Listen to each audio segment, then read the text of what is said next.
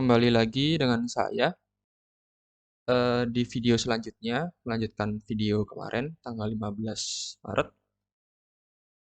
IHSG mencatatkan penutupan di all time high-nya di 6.992 ya, hampir 7.000 di resist kuatnya.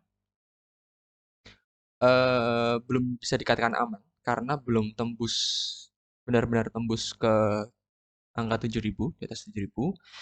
Jadi untuk besok prediksi di tanggal 17 Maret IHSG ada kemungkinan ya untuk koreksi. Lihat, peluang koreksi bisa sampai ke angka ini 6.900 atau melanjutkan kenaikan hingga tembus ke 7.000. Jika nanti IHSG akan tembus 7.000, maka skenario terbaiknya dia akan naik dulu ke atas 7.000 ini, lalu akan retrace di angka 7.000, di mana resist kuat sebelumnya ini yang belum tertembus akan jadi support kuat. Dan inflow asing ke IHSG juga besar hari ini, sekitar 2 triliun. Lalu untuk emiten yang saya bahas kemarin adalah SMDR. Kita lihat grafik SMDR.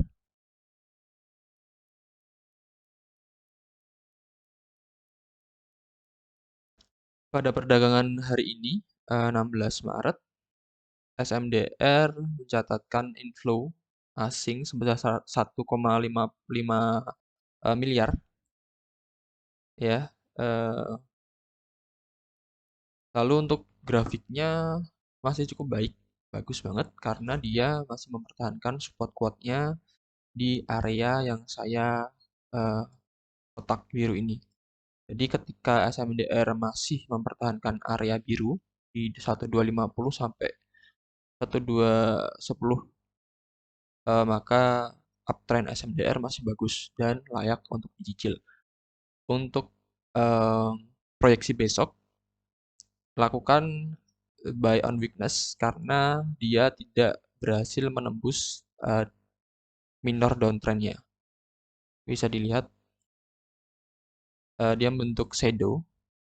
Dia open di 1285 dan take high-nya di 1335 dan belum bisa menembus minor downtrendnya sehingga dia close di angka 1300. Jadi nanti ketika SMDR turun, ini adalah kesempatan yang baik untuk koleksi, untuk cicil beli. Jadi tetap gunakan money management dengan melakukan piramida pembelian. Jadi nanti akan lebih aman. Di area koreksinya masih sama di antara 1250 sampai ke 1215. Oke, SMDR masih bagus, secara teknikal juga bagus, secara inflow juga bagus, dan secara story juga sangat bagus. Lalu watchlist saya untuk saham berikutnya adalah MPMX,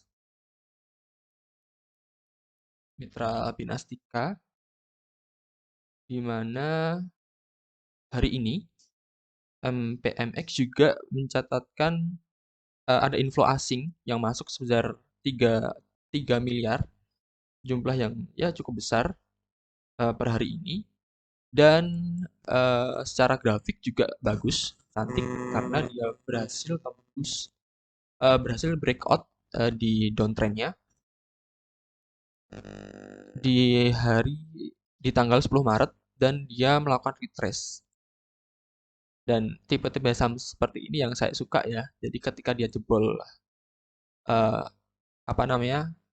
resist, tembus gitu, dia istirahat dulu. Istirahat untuk membentuk base, istirahat untuk retrace dan membentuk base gitu.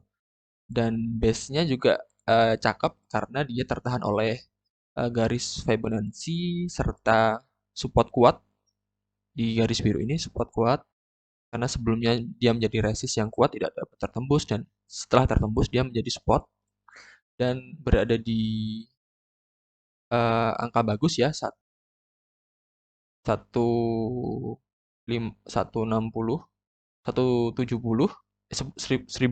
maksud saya sampai 1085. Jadi untuk pembelian bisa dilakukan di area ini 1090 sampai 1070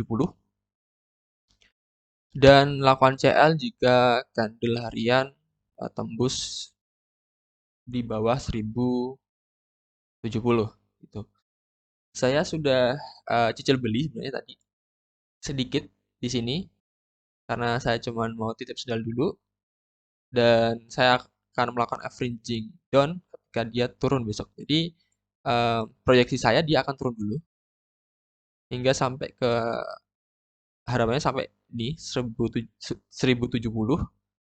dan dia bisa menunjukkan kenaikan sampai ke resist selanjutnya gitu. Dan secara historis juga MPMX ini selalu sering membagikan dividen yang besar dan kalau tidak salah tahun-tahun dulu, tahun-tahun lalu si MPMX ini membagikan dividen Rp115. Itu kan angka yang cukup besar ya. Cukup besar dan pada tahun 2019 bahkan Rp480 di mana harganya belum sampai menembus 1.000 pas tahun 2019. Dan menurut saya ini juga berpeluang untuk rebound ketika nanti pengumuman RPS dan pembagian dividen. Lalu saham selanjutnya adalah eh, BCTM.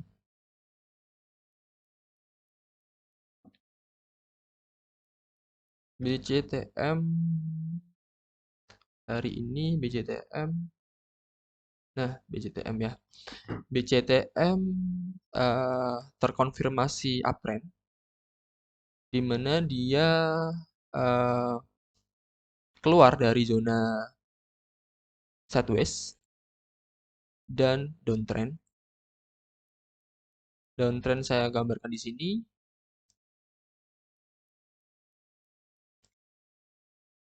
Dia tembus, lalu dia retrace. Ya, ini pola-pola yang saya suka. Retrace ke garis downtrendnya, lalu melanjutkan kenaikan ke support, ke resist pertama, lalu dia istirahat dulu sampai MA 20-nya, lalu melanjutkan kenaikan. Nah, di sini skenario saya menunggu koreksi dia si BCTM ini hingga sampai angka ini. Pembelian pertama akan saya lakukan di sini di angka 775, 780. Sorry, angka 800, 800 sampai 795. Lalu akan saya melakukan pembelian yang lebih besar lagi ketika dia koreksi sampai ke 785. Skenario saya seperti itu. Lalu ketika dia jebol ke support dan tidak di closing jebol di support 785 ini, maka tren uptrendnya gagal gitu ya. Jadi harapan saya memang saya akan nunggu dia turun dulu.